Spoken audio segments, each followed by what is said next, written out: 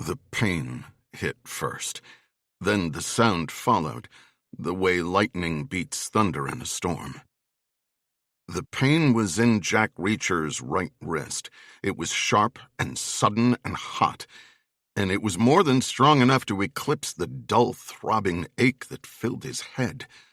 The sound was a single, round, lingering note, metal on metal, distinct, but inconsequential next to the ringing in his ears. The pain and the sound came after he tried to move his arm.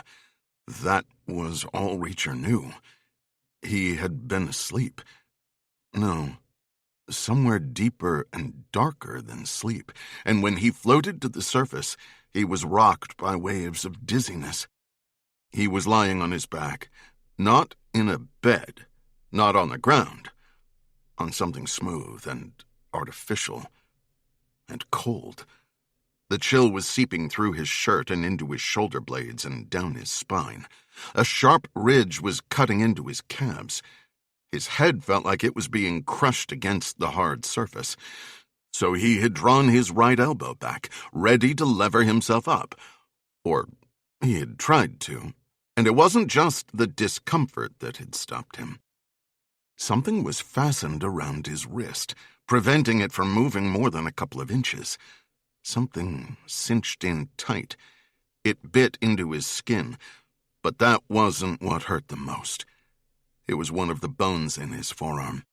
Maybe more than one. Some kind of major damage had been done beneath the skin. That was clear. Reacher tried to move his left arm. There was no pain, but that wrist was also restrained by something sharp.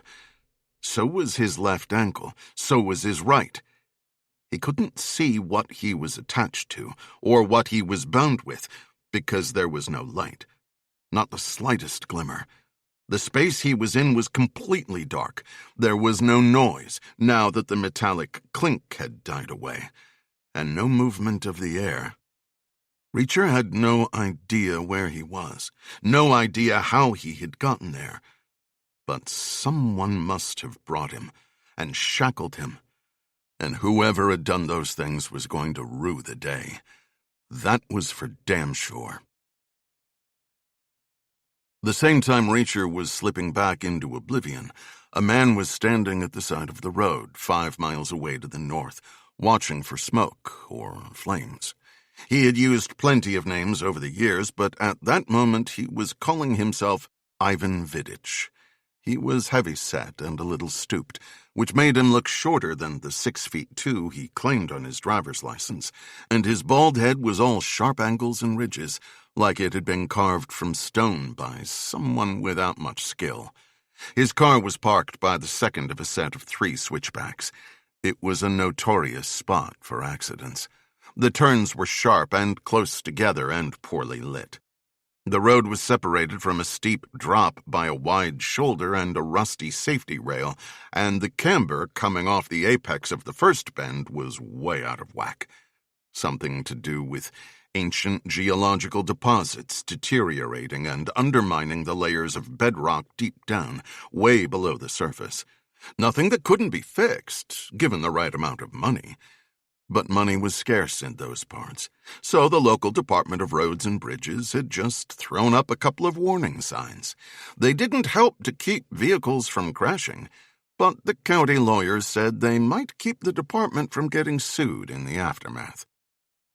An SUV had crashed there a little earlier that day, a Lincoln Navigator. It had left the road, clipped a tree, rolled 3 times, and come to rest back on its wheels. Its roof was caved in, its hood was dented, its doors were bent and twisted, and all its windows were starred and opaque. Vidich had watched the accident unfold. He'd had no alternative because he had been following, driving fast and sticking close behind. He had mashed his brakes the moment the Lincoln lost control and had skidded to a stop while the other vehicle was still moving. Then he had jumped out and crept closer to the wreck, sniffing the air for gasoline fumes and straining his ears for any hint of fuel dripping from a fractured line or cracked tank.